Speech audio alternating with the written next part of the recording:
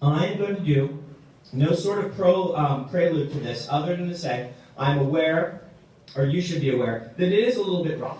I'm probably going to do it like this.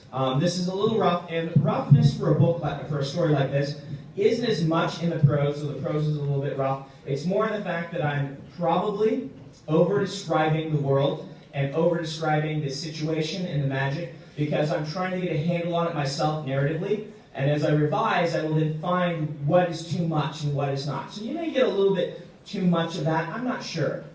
We'll have to see when I revise it. This is something that I wrote 1 month ago, so it's brand new.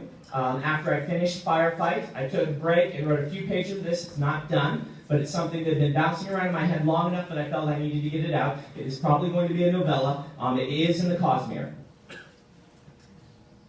Iliel was awakened by the whispering of the dead child who followed him. The girl's words were often gibberish, though usually he could make out a few of them. Tonight, he didn't even understand a single one, which made the whispering even more eerie. Iliel sat up in his cot, realizing that he'd fallen asleep in his uniform again. He looked across the darkened room, seeking out the child. There, she hid in the shadows by the wooden bin that held his canes. Small, maybe 4 years old, she had long, straight blonde hair that hung down by her face, ears peeking out like rocks in the sand. She met his eyes. She whispered. It would be nice when this particular echo passed. Iliel rose, tugging at his rumpled jacket, still enough a soldier to feel ashamed at its state. His father would have had Iliel's head if he'd seen such a uniform. Climbing from the bed, Iliel took the cane from beside it for support, then walked out onto the balcony. He put his back to the dead child. She was a figment, an echo or side effect from an incubation he'd done a few years back. That was so long ago that he was losing hope that the echo would ever fade. He might be stuck with a hallucination for good. He stepped out onto the balcony, using the cane by habit, though he was currently strong enough that he didn't need it to walk. He was recovering from his incubation 2 months back, the grind of that one having finally worn off. In fact, he was probably too strong. He'd been getting too much sleep lately, had been eating too well. He needed to maintain a certain level of physical weakness so he'd be open to incubations, assuming he wanted to remain effective in his duties. And he did want to remain effective, for his own reasons, if not for the Corps themselves. Outside on the balcony, the sky burned. It smoldered high above, deep red lines, the color of a serpent's tongue, glowing like rips in the air. The glowing magma cast a warm red light across the city of Sui-Mot. As always, the air smelled faintly of smoke, though he only noticed that when he first stepped out from the building. He knew, logically, that the burning place he saw above was actually the ground. He knew that Sui-Mot flew in the air, a city reversed, one of the few bastions of life left in the burning land. Iliel was the one who was upside down, as were all of the city's inhabitants. It didn't feel that way to him. He'd lived here too long. Upward was toward the burning ground of the land. Downward was toward the sky and sun, things he never saw, except on the rare occasion when he was called upon to visit the farms and orchards that grew on the city's sunward side. Iliel stood for a time, holding to the cast-iron railing, staring up at the swaths of burning ground high above, molten rivers, a land destroyed. A warning flag raised to them all, omnipresent, undeniable.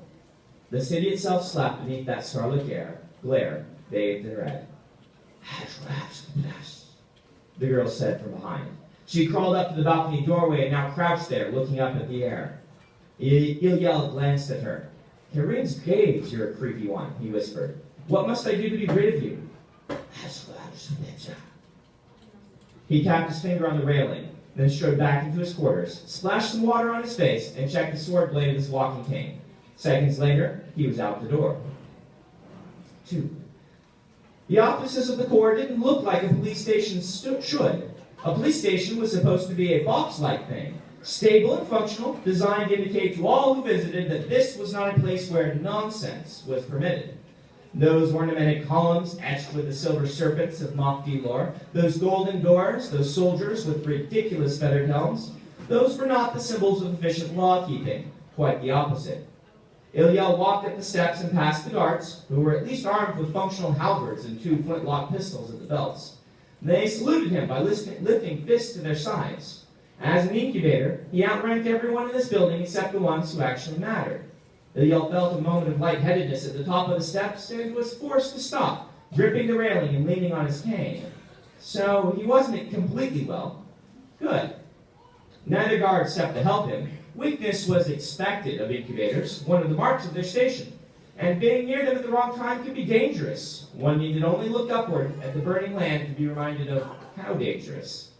When his head cleared, he continued up the steps, cane clicking, and past the men without returning their salute.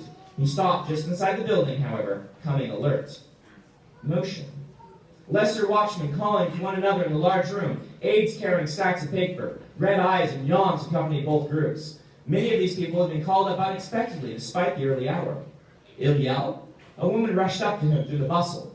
Kua wore the yellow and blue uniform of an incubator, like his own, but better fitting and far better kept. "You look like Ash, man," she said. "Aren't you still on grind leave?" Ilya looked back at the hall, reading the motion of bodies. Nobody was going into the weapons locker, though riot gear had been set out to the side. They were getting ready for something, but he didn't know what. A prophecy, he guessed. "I still can't believe they called you up," Kua said. "You deserve some relaxation after." "I will visit Patsipa," Ilya said, striding through the room, leaving Kua behind. He tried not to let himself get carried away in the chaos. The event he'd been waiting for would come eventually, but this might not be it. Patsipa made prophecies with some frequency. That was why the Corps maintained her and why she carried her terrible burden. It was difficult not to feel Tex, however, in the room's frenzy. Nearby, a scribe turned and accidentally knocked over an hourglass, smashing it to the floor, spraying sand across the ground. He spared it a glance. Sand always drew his attention, but otherwise ignored it, focused on a set of doors at the back of the room. This must have been an alarming prophecy indeed to cause such a fuss. The guards here at the doors were even more flowery, with feathers on their shields after an old-fashioned style almost nobody used any longer. The murals might depict men in simple wraps and women in nothing above the waist but necklaces, but those days had passed long ago, centuries before Yel's time. The Mokti people were as modern a one as he had ever known. His own brownish tan skin and dark hair blended in here well enough that he could have passed for Mokti himself, assuming he didn't open his mouth. That was something he'd never been terribly good at doing. These guards let him pass too, and no scribes or watchmen beset the hallway beyond. Only incubators were allowed in here. Unfortunately, while they presented a more solemn group, it was no less unruly in its own right. Some 24 of them clumped together at the other end of the darkened hallway like a clot of hair clogging a drain. Ilya strode forward, passing doors on either side set with glass. The small, well-lit rooms well-lit rooms weren't exactly cells. Just like their occupants weren't exactly prisoners.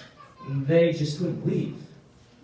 With the hallway dark and the rooms lit, each door's window glowed like they looked into other worlds.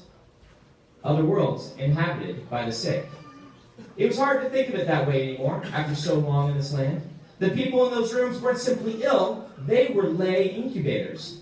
Their job was to live in those little rooms, bearing their affliction until they started to recover, whereupon another individual would be brought in to catch their malady and take their place, ensuring that the incubation itself didn't vanish.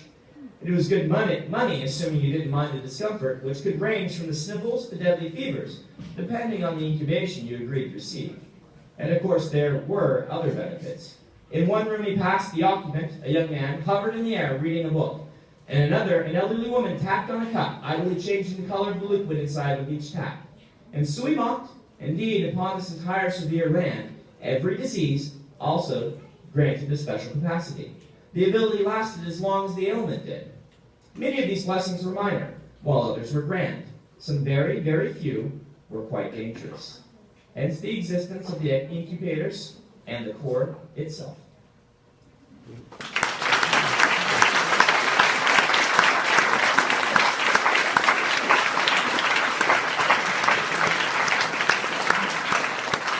Thank you guys very much.